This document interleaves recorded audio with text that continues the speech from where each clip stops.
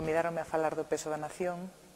Ben, cando se asiste a unha, ou se vai asistir, como no meu caso, a unha mesa redonda con ese título, pénsase unha cousa, pártese dun presuposto, que unha nación pesa.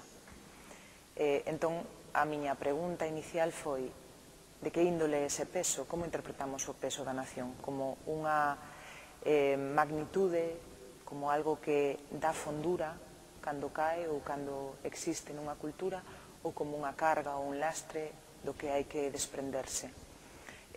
Coido que o problema pode estar na palabra nación, ou en como concebimos o que é unha nación. Se o concebimos como algo asimilado ou equivalente a un Estado, temos un problema, porque un Estado sempre parte da necesidade de si mesmo. Un Estado nunca dubida que é necesario. En cambio, se partimos dunha noción máis elástica do que é unha nación, o seu peso pode non ser tan imposto. Se partimos dunha noción que teña que ver coa cultura ou co idioma, pero que non sexa ou non estea vinculado necesariamente a un Estado territorial ou a unha serie de a unha administración concreta ou unha política concreta.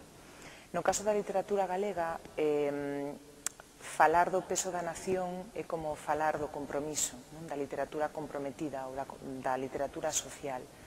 Dende o meu punto de vista, que non é un punto de vista que queira ser imposto, é dicir, non creo que as cousas deban ser así, porque o que a literatura é unha obra común e colectiva, as súas consideracións creámolas un pouco todos.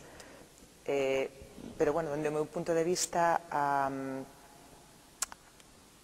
literatura e o peso literario sempre deben estar por diante do peso da nación. Sería moi fácil para nós saber que temos unha boa obra literaria entre mans só porque aborda o tema da nación. Coido que iso non é suficiente. Pode ser importante nas coordenadas políticas, sociais ou contextuais, en definitiva, dun país, pero non é o que marca a calidade literaria. Por desgraza, temos que contar tamén con ferramentas, por desgraza ou por fortuna, literariamente temos que argallar e contar con máis ferramentas a parte do que sería a política, e sempre entendendo nación nese sentido do que me referín antes, como Estado ou como política determinada, como ideoloxía determinada. Esa será un pouco a tese na que me moveré nesa mesa redonda.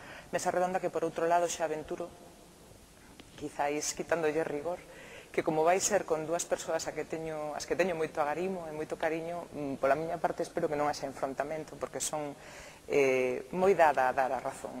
Non me interesa moito tela, parece que me queima un pouco en riba, daquela non, espero non discutir moito, si debater, pero non acaloramentos.